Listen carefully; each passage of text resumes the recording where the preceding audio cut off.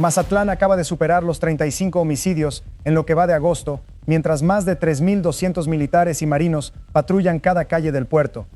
En Mazatlán la violencia no para. 6 personas ejecutadas en menos de 24 horas, entre ellas 2 mujeres. Es una cifra que golpea porque contradice lo que cualquiera esperaría. Donde hay más uniformados, se supone que hay menos sangre. En Mazatlán está ocurriendo justo lo contrario, y esta semana un funcionario tuvo que salir a explicarlo en vivo, frente a las cámaras, sin poder esconder el número. El secretario de Seguridad Pública Municipal, Jaime Otoniel Barrón Cárdenas, respondió esta semana una pregunta que ya no pudo esquivar. Le preguntaron por qué, con 1.500 elementos del Ejército y 1.700 de la Marina recorriendo la ciudad, además de la Guardia Nacional, los grupos criminales seguían matando con esa frecuencia. Su respuesta fue cautelosa. Insistió en que no podía decirse que la delincuencia actuara con libertad, porque ha habido detenciones importantes. No lo negó, tampoco lo explicó del todo. Y cuando le preguntaron directamente si lo que pasa en Mazatlán es un reto abierto a la autoridad, el funcionario evitó ponerle nombre a la situación. Dijo que calificarlo así sería demasiado subjetivo y que el verdadero reto es reducir la cifra. Esa cifra, mientras tanto, sigue subiendo. Esta contradicción es la que atraviesa hoy a Mazatlán. El destino turístico más importante de Sinaloa vive este verano con la mayor cantidad de soldados desplegados en su historia reciente y al mismo tiempo transita el mes más violento del año. Para entender la magnitud real del despliegue, hay que ponerlo en contexto. Mazatlán ya había recibido refuerzos masivos antes, pero nunca para un periodo vacacional completo. Durante el Carnaval de febrero, 5 días de fiesta con desfiles, coronaciones y conciertos, se desplegaron 3.000 elementos con 350 vehículos y 3 helicópteros. Para Semana Santa llegaron 2.500 más.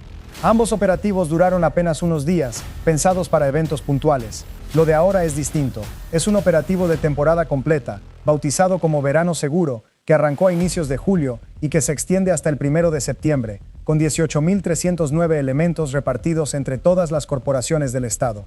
13 días después de haber iniciado ese operativo, el 27 de julio, las autoridades sumaron otros 2.000 elementos a los 3.000 que ya operaban en la zona sur del municipio.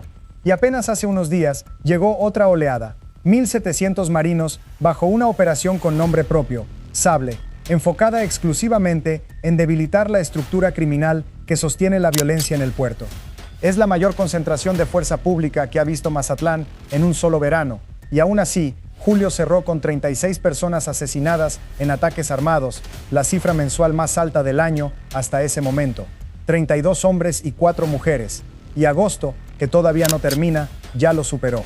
La raíz de esta violencia tiene nombre y apellido. Es una disputa territorial dentro del propio cártel de Sinaloa, entre facciones que hasta hace poco convivían bajo una misma estructura y que ahora se disputan rutas, plazas y control del puerto. Las autoridades federales lo reconocen abiertamente como el motivo detrás del refuerzo militar y naval.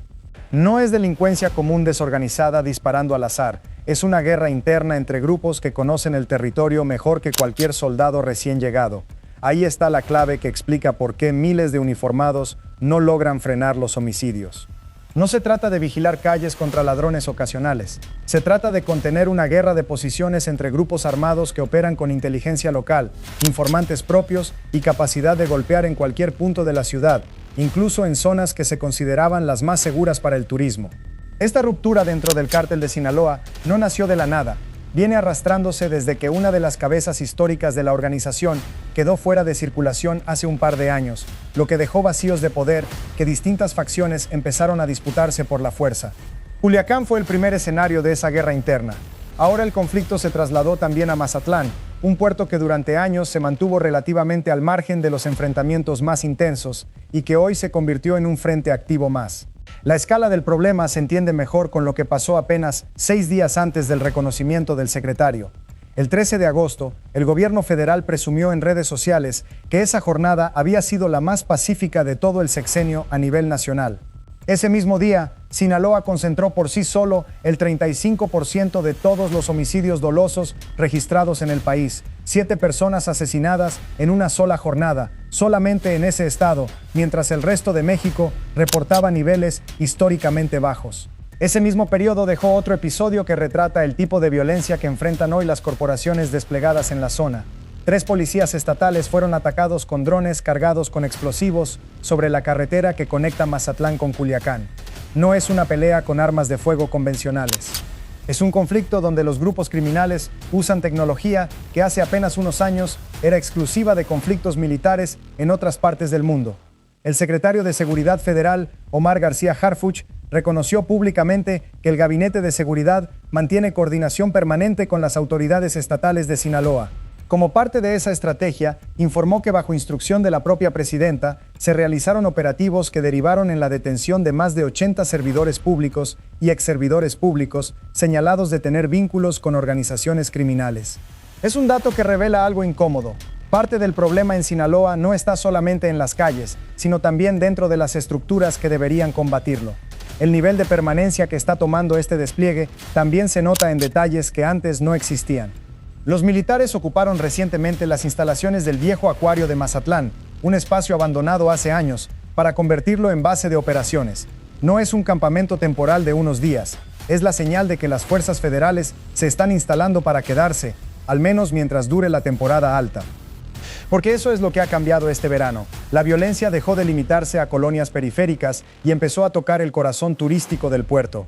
En los últimos días se registraron 2 ataques armados contra expendios de bebidas alcohólicas en menos de 24 horas. Uno de ellos ocurrió en plena Avenida del Mar, frente al malecón, a plena luz del día. Antes, en julio, un convoy de la Marina fue emboscado con explosivos y viviendas fueron atacadas en al menos 6 colonias distintas. Ningún filtro militar evitó esos ataques. Ninguna revisión en las entradas de la ciudad impidió que ocurrieran a plena vista. Si quieres seguir de cerca este tipo de historias sobre lo que realmente está pasando en México, suscríbete al canal y cuéntame en los comentarios qué opinas de este contraste entre el despliegue militar y la violencia que sigue creciendo. Seguimos con la historia. El impacto ya llegó a otro terreno, el económico.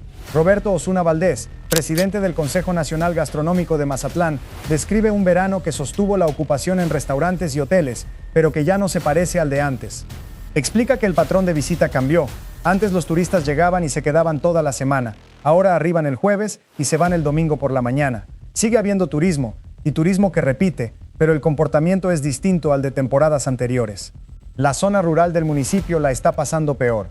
Osuna calcula que entre 4 y 5 restaurantes cerraron en los pueblos de los alrededores en los últimos meses, y que en casi 2 años de crisis de violencia, esa zona nunca ha superado el 40% de ocupación de comensales.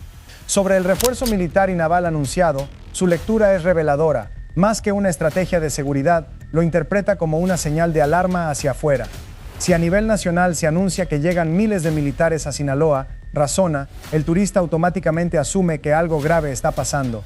Del lado hotelero, José Gámez, director de ventas de un resort de la Zona Dorada, confirma que la temporada entre mediados de julio y mediados de agosto cerró bien, con buena ocupación, pero advierte que el efecto de la violencia todavía no se refleja en las reservaciones que ya estaban comprometidas, sino en las que vendrán después.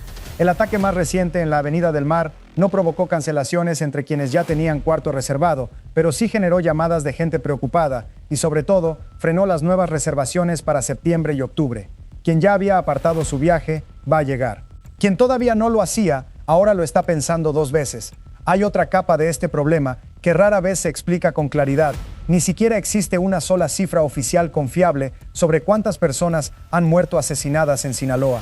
La Fiscalía General del Estado, el Secretariado Ejecutivo del Sistema Nacional de Seguridad Pública y el propio Instituto Nacional de Estadística y Geografía manejan 3 números distintos para el mismo periodo, con diferencias de cientos de casos entre uno y otro.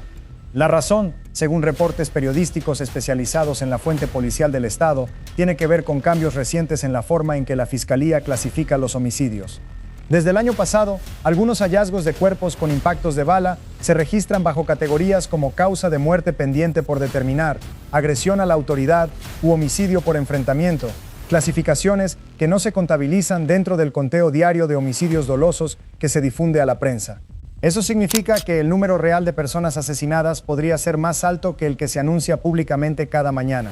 Organizaciones que analizan estadísticas de seguridad en México han señalado que estas discrepancias, a nivel nacional, representan miles de víctimas que aparecen en los registros de defunciones, pero no en los reportes oficiales de homicidio doloso.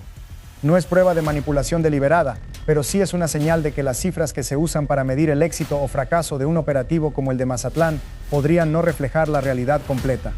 Volviendo a la pregunta central, ¿por qué, con semejante despliegue, la violencia no cede? El propio secretario de Seguridad ofreció una pista, aunque sin profundizar. Reconoció que dentro de los homicidios de agosto hay casos vinculados a delincuencia organizada y otros que corresponden a delincuencia común, pero evitó dar un desglose. Dijo que corresponde a las autoridades investigadoras federales pronunciarse sobre las causas específicas, no a él. Es una respuesta que deja más preguntas que certezas, justo en el momento en que la ciudad más necesita explicaciones claras. Mientras tanto, el operativo Verano Seguro sigue su curso hasta el 1 de septiembre, fecha en la que buena parte de los 18,000 elementos desplegados en el estado deberían replegarse o rotar hacia otras tareas. Nadie ha explicado todavía qué pasará con la seguridad del puerto cuando termine oficialmente la temporada alta y ese refuerzo extraordinario se reduzca. Es la pregunta que empieza a inquietar tanto a comerciantes como a familias que viven ahí todo el año, no solo en verano. Hay además un patrón que se repite cada vez que Mazatlán recibe un operativo de esta magnitud. Llega, se presenta como solución, baja momentáneamente algunos indicadores puntuales, como el robo a comercio, que el propio secretario presumió que cayó de manera considerable. Pero el homicidio, el delito que más le importa a la gente porque es el que le arrebata la vida a alguien, no cede en la misma proporción. Esa desconexión entre lo que baja y lo que sigue igual de alto es quizás el dato más incómodo de todo este episodio. Tampoco ayuda que la rotación de las fuerzas federales sea constante. Aunque las autoridades no lo anuncien abiertamente, los elementos desplegados cambian por reglamento cada cierto tiempo, lo que significa que grupos enteros de soldados y marinos que apenas empezaban a conocer el terreno, las colonias conflictivas y los patrones de movimiento de los grupos criminales son reemplazados por otros que deben aprender todo desde cero. Mientras las fuerzas de seguridad reinician ese proceso una y otra vez, quienes operan del lado criminal llevan años, en algunos casos generaciones, conociendo cada calle del puerto. Por ahora, la fotografía de Mazatlán en agosto de 2026 es esta. Miles de uniformados en cada esquina, retenes en las entradas y salidas de la ciudad, patrullas navales recorriendo la franja costera y aún así, más de 35 personas asesinadas en menos de 3 semanas. Una cifra que sigue moviéndose, un funcionario que evita calificarla como un reto a la autoridad y una ciudad turística que aprendió a vivir el verano entre balaceras y reservaciones de hotel. Si esta historia te parece tan contradictoria como a mí, quiero preguntarte algo directamente. ¿Crees que un despliegue militar de esta magnitud realmente puede contener una guerra interna entre facciones de un cártel o el problema exige una estrategia completamente distinta? Déjamelo en los comentarios, léelo con calma antes de responder porque no es una pregunta con respuesta obvia. Y si quieres seguir esta historia hasta que se sepa qué pasa cuando termine el operativo de verano, suscríbete al canal. Aquí seguimos contándolo con los datos que sí se pueden confirmar.